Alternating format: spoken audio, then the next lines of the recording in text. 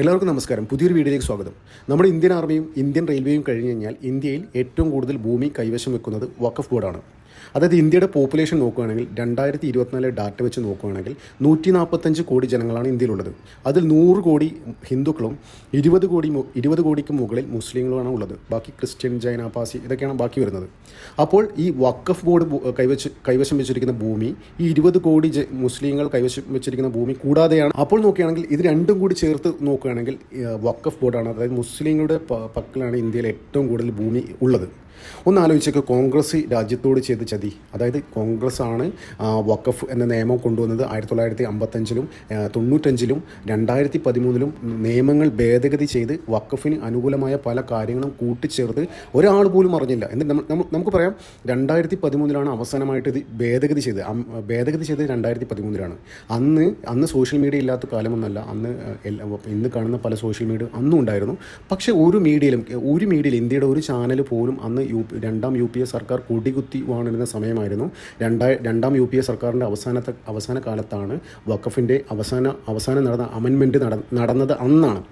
പക്ഷേ ഒരു മാധ്യമങ്ങളും അതിലെ ഭീകരമായ കാര്യങ്ങൾ ചർച്ച ചെയ്തില്ല. അതിലെ സാധാരണ ജനങ്ങളെ ബാധിക്കുന്ന പ്രശ്നങ്ങൾ ചർച്ച ചെയ്തില്ല. എന്താണ് ഇരുചെവി അറിയാതെ പാർലമെൻറ്റിൽ പാസ്സാക്കിയെടുത്തു. എന്തിനൊരു ചർച്ചയ്ക്ക് പോലും വെക്കാതെ ഇരുചെവി അറിയാതെ പാർലമെൻറ്റിൽ ആ ബില്ല് പാസ്സാക്കിയെടുത്തു. ഒരു മാധ്യമങ്ങളും അതിലെ കിരാതമായ പല നിയമങ്ങളും ഇവിടെ ചർച്ച ചെയ്തില്ല. ജനങ്ങൾക്ക് അറിഞ്ഞിരുന്നില്ല. പക്ഷേ ഈ അടുത്ത കാലത്താണ് ഞങ്ങൾ അറിഞ്ഞു തുടങ്ങിയിരുന്നത് ഈ വഖഫിൽ ഒളിഞ്ഞിരിക്കുന്ന പല ചതികളും പിന്നീടാണ് മനസ്സിലായത്. ഒന്ന് ആലോചിച്ച് നോക്കിയേ, നരേന്ദ്രമോദി സർക്കാർ പല ബില്ലുകളും പാസ്സാക്കുമ്പോൾ ഒരു ഉദാഹരണം പറയാം.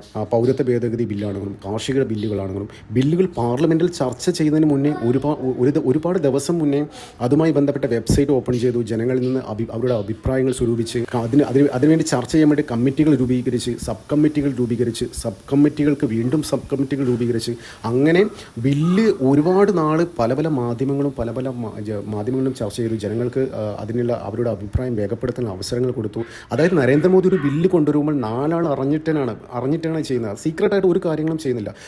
ഇപ്പോൾ പറയാം, പാർലമെൻറ്റ് 2013 പാർലമെൻറ്റ് ചർച്ച ചെയ്തിരുമ്പോൾ പോലും ഇപ്പോൾ നമുക്ക് അറിയാൻ പറ്റില്ല. അതായത് ഇരുചെവി അറിയാതെയാണ് പാർലമെൻറ്റിൽ ഈ ബില്ല് പാസ്സാക്കിയത്. കഴിഞ്ഞ ദിവസം കോൺഗ്രസ് നേതാക്കൾ പറഞ്ഞു വരുന്നത് വഖഫ് ഭേദഗതി ബിൽ JPCക്ക് വിട്ടത് അവരുടെ വലിയ വിജയമാണ്, ജനാധിപത്യത്തിൻ്റെ വലിയ വിജയമാണ് എന്നാണ് പറയുന്നത്. ഒന്ന് ആലോചിച്ച് നോക്കിയേ, കോൺഗ്രസിൻ്റെ കാലത്ത് ഒരു ചർച്ച പോലും ചെയ്യാതെയാണ് അവർ പല ബില്ലുകളും പാസ്സാക്കിയത്. ഇവിടെ നരേന്ദ്രമോദി എന്ന ഫാസിസ്റ്റ് BJPയും RSSും നേതൃത്വം നൽകുന്ന ഈ ഫാസിസ്റ്റ് ഭരണകൂടം ജനങ്ങൾക്ക് ചർച്ച ചെയ്യാൻ അവസരം കൊടുത്തു. എന്താണെന്നില്ല, JPCക്ക് ഇവിടെ ജനങ്ങൾക്ക് ചർച്ച ചെയ്യാനില്ല. അതായത് ഈ ബില്ലിലെ കാര്യങ്ങളൊക്കെ ചർച്ച ചെയ്യാൻ ഒരു അവസരം ജനങ്ങൾക്ക് തുറന്നു കൊടുത്തു. എന്നിട്ടും ഇവർ പറയാണ് അത് ഞങ്ങളുടെ വിജയമാണ്. ഇവരുടെ കാലത്ത് അതിന് ഒരു അവസരം പോലും ഒരുക്കിയിരുന്നില്ല. അങ്ങനെയുള്ള ഒരു ആൾക്കാരാണ് ഇപ്പോൾ ജനാധിപത്യത്തെക്കുറിച്ചും മറ്റേ ജനങ്ങളുടെ സ്വാധീനത്തെക്കുറിച്ചൊക്കെ വാചാലനാകുന്നത്. ഇപ്പോഴത്തെ കോൺഗ്രസ് നേതാക്കളുടെ പല പ്രസ്താവനകളും കാണുമ്പോൾ അവരുടെ കരണക്കുറ്റി അടിച്ച് പൊട്ടിക്കാനാണ് തോന്നുന്നത്. ശരിക്കും നോക്കി കോൺഗ്രസ് എന്ത് ചതിയാണ് ഇന്ത്യയിലെ ജനങ്ങളോട് ചെയ്തത്. ഇപ്പോൾ മുൻപത്തെ കാര്യം നോക്കുക, വഖഫ് ആ ഭൂമിയിൽ അവകാശവാദം ഉന്നയിച്ചിരിക്കുന്നു. ഇവിടുത്തെ വഖഫ് ഇത്തരം കിരാതമായ നടപടികളെ പാർലമെൻറ്റിൽ ഈ ബില്ല് വഖഫ് ഭേദഗതി ബിൽ BJP സർക്കാർ അവതരിപ്പിച്ചപ്പോൾ അതിനെതിരെ കേരള നിയമസഭ, കേരളത്തിലെ ഇടതും വലതും ഒരുമിച്ച് ചേർന്ന് പ്രമേയം പാസ്സാക്കി. എന്തിന് ക്രിസ്ത്യാനികളുടെ അപ്പോസ്തലന്മാരെന്ന് പറയപ്പെടുന്ന കേരള കോൺഗ്രസ് പോലും ഈ പ്രമേയത്തെ അനുകൂലിച്ച് നിയമസഭയിൽ അവർ ഒറ്റക്കെട്ട ഇടതും വലതും. എന്താണ് അവർ ഉദ്ദേശിക്കുന്നത്? അതായത് ഇവിടെ മറ്റുള്ളവർക്ക് ഒരു വിലയില്ലേ? അതായത് ഇസ്ലാം അല്ലാത്ത ആർക്കും ഇവിടെ ഒരു വിലയില്ലേ? അവർക്ക് വേണ്ടത് വോട്ട് ബാങ്കാണ്, മുസ്ലിം വോട്ട് ബാങ്കാണ്. ആരാണ് ഇസ്ലാമിൻ്റെ ചാമ്പ്യൻ എന്ന് അറിയിക്കാൻ വേണ്ടി അവർ വെപ്രാളപ്പെടുകയാണ്. ആരാണ് കമ്മ്യൂണിസ്റ്റ് ആണോ കോൺഗ്രസ് ആണോ? ഇവർ മത്സരമാണ് ഇടത് വോട്ട് ബാങ്ക് പ്രീണിപ്പിക്കാൻ വേണ്ടി. ഒന്ന് ആലോചിച്ച് നോക്കിയാൽ ഇവിടെ മറ്റ് മതസ്ഥർക്ക് ഇവിടെ ഹിന്ദുവിനും ക്രിസ്ത്യാനികളും ഒരു വിലയുമില്ലേ ഈ നാട്ടിൽ? ഈ വോട്ട് ചോദിക്കാൻ വരുന്ന കോൺഗ്രസ്സുകാരോട് നിങ്ങൾ മുഖത്ത് നോക്കി ചോദിക്കണം, മുൻപത്തെ വിഷയം എന്തായിരുന്നില്ലേ കാര്യം, അവരോട് മുഖത്ത് നോക്കി ചോദിക്കണം. ഒന്ന് ആലോചിച്ച് നോക്കി, ഈ വഖഫിലെ പല കാര്യങ്ങളും വായിച്ചു നോക്കിക്കഴിഞ്ഞാൽ നമുക്ക് ആശ്ചര്യം തോന്നും. അതായത് ഈ പരിഷ്കൃത സമൂഹത്തിന് ഒരിക്കലും അംഗീകരിക്കാൻ പറ്റാത്ത കാര്യങ്ങളാണ് ഇതിലൊക്കെ ഉള്ളത്. എന്നിരുന്നിട്ട് പോലും ഇവർ വളരെ വോട്ട് ചോദിക്കാൻ വേണ്ടി വി ഡി സതീശനെ പോലത്തെ ആൾക്കാരൊക്കെ വാചാലനാവാണ്. അതായത് ഞങ്ങൾ ഈ ബില്ലിനെ ഞങ്ങൾ എതിർത്തതുകൊണ്ടാണ് JPCക്ക് വിടേണ്ടി വന്നത്. എടോ സതീശ, ഒന്ന് തന്നോടൊക്കെ ഒന്ന് ചോദിക്കാനുള്ളത്, അതായത് താനൊക്കെ 2013 തൻ്റെ കോൺഗ്രസ് പാർട്ടി ഈ ബില്ല് ഭേദഗതി ചെയ്യുമ്പോൾ ഒരു ചർച്ചയ്ക്ക് പോലും വെക്കാതെയാണ് അത് പാസ്സാക്കിയെടുത്തത്. ഇന്ന് ഫാസിസ്റ്റായ നരേന്ദ്രമോദി ജനങ്ങൾക്ക് ചർച്ച ചെയ്യാനുള്ള ഒരു അവസരം കൊടുത്തു. പ്രതിപക്ഷത്തെ എല്ലാവരെയും കൂട്ടിയിട്ടുള്ള ഒരു JPC ഉള്ള ഒരു കമ്മിറ്റിക്ക് മുൻപാകെ വിട്ടിട്ടാണ് നരേന്ദ്രമോദി നരേന്ദ്രമോദി നിയമം പ്രാബല്യത്തിൽ കൊണ്ടുവരാൻ ശ്രമിക്കുന്നത്. ഒന്ന് ആലോചിച്ച് ഉളുപ്പിലോ സതീശ തനിക്കൊക്കെ ഇങ്ങനെയുള്ള കാര്യങ്ങളൊക്കെ ജനങ്ങളുടെ മുന്നിൽ പറയാൻ വേണ്ടിയിട്ട് തൻ്റെയൊക്കെ പാർട്ടി ഭരിക്കുന്ന കാലത്ത് ഒരു ചർച്ച പോലും നടത്താതെ പാസ്സാക്കിയെടുത്തത്. എന്നിട്ടും മുൻപത്തെ ജനങ്ങളെയൊക്കെ പറ്റിക്കാൻ വേണ്ടി ജനങ്ങളെ കണ്ണിൽ പൊടിയിടാൻ വേണ്ടി ഇത്തരം വൃത്തികെട്ട പ്രസ്താവനകളായിട്ട് ഇപ്പോഴും വരുന്നുണ്ടല്ലോ ഉളുപ്പില്ലാത്ത സതീശ താനൊക്കെ. ഇത്രയും കാര്യങ്ങൾ, അതായത് കിരാതമായ നടപടികൾ എടുത്തു കളയാൻ വേണ്ടി നരേന്ദ്രമോദി കൊണ്ടുവരുന്ന ഈ ഭേദഗതി നിയമം അതിനെ എതിർത്ത് കേരള നിയമസഭയിൽ ഒരുമിച്ച് അതിനെതിരെ പ്രമേയം പാസ്സാക്കി. ഒന്ന് ആലോചിച്ച് നോക്കി. അപ്പോൾ ഇവർ ആർക്ക് വേണ്ടി ജീവിക്കുന്നത്? ഇവർക്ക് മുസ്ലിം വോട്ട് മാത്രം മതിയോ? ഇവിടുത്തെ പാവങ്ങളായ ഹിന്ദുക്കളും ക്രിസ്ത്യാനികളും വോട്ട് ഇവർക്ക് വേണ്ടേ?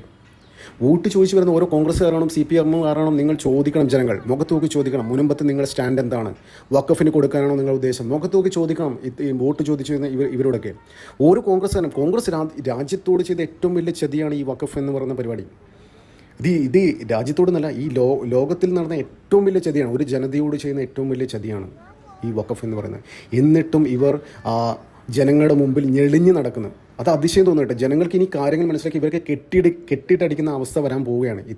ഇവർ ശരിക്കും എക്സ്പോസ്ഡ് ആവാൻ പോവുകയാണ്. അതുകൊണ്ട് തന്നെയാണ് നരേന്ദ്രമോദിയും BJP-യും അവർക്ക് പുഷ്പം പോലെ പാസ്സാക്കാൻ പറ്റും ആ ബില്ല്. പക്ഷേ എന്നിട്ട് പോലും അവർ JPC-ക്ക് വിട്ടത് ഇത്തരത്തിലെ ആൾക്കാരെ എക്സ്പോസ് ചെയ്യാൻ വേണ്ടി തന്നെയാണ്. എന്നാലോചിച്ച് നോക്കി. ഒരു 10 വർഷം കൂടി കോൺഗ്രസ്, അതായത് 2014 നരേന്ദ്രമോദി അധികാരത്തിൽ വന്നില്ല. നരേന്ദ്രമോദി അധികാരത്തിൽ വരുന്നതിന് പകരം 3ാം UPA സർക്കാരും 4ാം UPA സർക്കാരും ഇന്ത്യയിൽ ഉണ്ടായിരുന്നെങ്കിൽ ഒന്ന് ആലോചിച്ച് നോക്കി ഇന്ത്യയുടെ അവസ്ഥ എന്തായിരിക്കും. ഇന്ത്യ ഇപ്പോൾ സിറിയയായനെ ഇന്ത്യ. അങ്ങനത്തെ ഒരു അവസ്ഥയായിരുന്നു. അത്ര പോലും രാജ്യത്തോട് ഒരു കൂറുമില്ലാത്ത ആൾക്കാരാണ് ഈ കോൺഗ്രസ്സുകാരാണ് ഇന്ത്യ എന്ന് വേറെ ലെവലിൽ നിൽക്കേണ്ട ഒരു രാജ്യമായിരുന്നു ഇന്ത്യ. പക്ഷേ ഈ കോൺഗ്രസ്സുകാരാണ് മുച്ചൂട് മുടിച്ചത്. അതായത് ഈ പച്ച ബീജം പേറുന്നവരാണ് ഈ കോൺഗ്രസ്സുകാർ. അവരാണ് ശരിക്ക് ഈ രാജ്യത്തെ ഇല്ലാതാക്കിയത്. വോട്ട് ചോദിക്കാൻ വരുന്ന ഓരോ കോൺഗ്രസ്സുകാരും മുഖത്ത് നോക്കി ചോദിക്കണം. മുൻപത്തെ നിങ്ങളുടെ സ്റ്റാൻഡ് എന്താണ്? മുഖത്ത് നോക്കി ചോദിക്കണം. ഇവരാണ് ഈ രാജ്യത്തെ നശിപ്പിച്ചത്. അതായത് ഇത്തരം കിരാതമായ നടപടികളുടെ ഇന്ത്യ ഒരു ഇസ്ലാമിക് സ്റ്റേറ്റ് ആക്കി മാറ്റാൻ അവർ പ്ലാൻഡ്, അതായത് മുമ്പേ പ്ലാൻ ചെയ്ത ഒരു പരിപാടിയായിരുന്നു ഈ വഖഫ് എന്ന് പറയുന്ന പരിപാടി.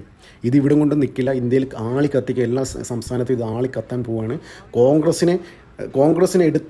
നേതാക്കന്മാരെ, കോൺഗ്രസ് അണികളെ പോലും എടുത്തിട്ടടിക്കുന്ന, നാട്ടുകാരെ കെട്ടിയിട്ടടിക്കുന്ന അവസ്ഥ വരും. നമുക്കറിയാം. അപ്പം മുമ്പ് ത്രിപുരയിൽ ഭരണം പോയപ്പോൾ അവിടുത്തെ CPM നേതാക്കന്മാരെ, സംസ്ഥാന നേതാക്കളെ പോലും അവിടെ കെട്ടിയിട്ടടിച്ചിട്ടെന്നുള്ള പല ട്രോളുകളും വാർത്തകളും ആ സമയത്ത് ത്രിപുരയിൽ ആദ്യമായി BJP ഭരണത്തിലെത്തിയ ആ സമയത്ത് അത്ര ഒരു രോഷം ഉണ്ടായിരുന്നു ഇവർ. അതേമാതിരിയാണ് ഇന്ത്യയിലെ ജനങ്ങൾ കോൺഗ്രസിനെ കൈകാര്യം ചെയ്യാൻ പോകുന്നത്. ഇനി ഒരു കോൺഗ്രസ്സുകാരനും എന്നിട്ടും പറയുകയാണ്, കേരളത്തിൽ ഒരുമിച്ച് ഒരു പ്രമേയം പാസ്സാക്കിയിട്ട് പറയുകയാണ് ഇതൊന്നും കേരളത്തിലെ ജനങ്ങളെ ബാധിക്കുന്ന വിഷയമല്ല. എന്താണെന്ന് ആലോചിച്ച് മുൻപത്തെ ആൾക്കാരൊക്കെ ഇപ്പോൾ ഭയങ്കര ആശങ്കാകുലരായിരിക്കുകയാണ്. ഒരു ഉളുപ്പില്ലാതെ പറയുകയാണ് ഇങ്ങനെ തെറ്റിദ്ധാരണ പരത്താൻ വേണ്ടി. ഇതിനൊക്കെ നരേന്ദ്രമോദി കൊണ്ടുവരുന്ന ഈ നിയമം, വഖഫ് ഭേദഗതി നിയമം, ഇപ്പോഴുള്ള പല ആശങ്കകളും പരിഹരിക്കും. അതും പരിഹരിക്കില്ല എന്നാണ് ഇവർ ജനങ്ങളെ പറഞ്ഞ് പറ്റിക്കുന്നത്. അങ്ങനെയാണ് കോൺഗ്രസ് ഇപ്പോഴും വീണ്ടും ജനങ്ങളെ ചതിച്ചുകൊണ്ടിരിക്കുകയാണ്. ഇന്ത്യയിലെ ജനങ്ങളെ ചതിച്ചുകൊണ്ടിരിക്കുകയാണ്. ഇപ്പോൾ പലതും, അതായത് ഇന്ത്യയിൽ പലതും നടന്നുകൊണ്ടിരിക്കുകയാണ്. ഇപ്പോൾ ഇടതിനും വലതും കോൺഗ്രസിനും കമ്മ്യൂണിസ്റ്റ് നേതാക്കൾക്ക് ഇപ്പോൾ ചില കാര്യങ്ങൾ പിടികിട്ടി തുടങ്ങിയിട്ടിരിക്കുന്നു. പക്ഷേ ഇവിടുത്തെ ജനങ്ങൾക്ക് ബോധ്യം വന്നില്ല. ജനങ്ങൾ വീണ്ടും ഇവരെ തന്നെ വോട്ട് ചെയ്ത് വിജയിപ്പിക്കുകയാണ്. അത് തുടർന്നോടും കുറച്ച് കാലം കഴിയുമ്പോൾ ജനങ്ങൾക്കും മനസ്സിലായിക്കോളും ഇവരുടെ കാപട്യം എന്താണ്, ജനങ്ങൾക്കും മനസ്സിലായിക്കോളും. എന്ത് തന്നെയായാലും വരും ദിവസങ്ങളിൽ ഈ വഖഫ് എന്ന വിഷയം ഇന്ത്യയിൽ ആളിക്കത്തും. കോൺഗ്രസ് ശരിക്കും എക്സ്പോസ്ഡ് ആവും.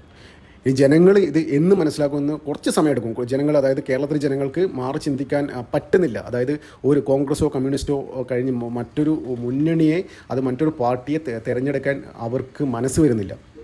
അനുഭവിച്ചോളാം. അതായത് മുമ്പ് MC ജോസഫൈൻ പറഞ്ഞവർ എന്നാൽ പിന്നെ അനുഭവിച്ചോ എന്നുള്ള ഒരു സെറ്റപ്പാണ് കേരളത്തിലെ ജനങ്ങളോട് ഞങ്ങൾക്ക് പറയാനുള്ളത്. കോൺഗ്രസിന് കിരാതമായ നടപടിയാണ്.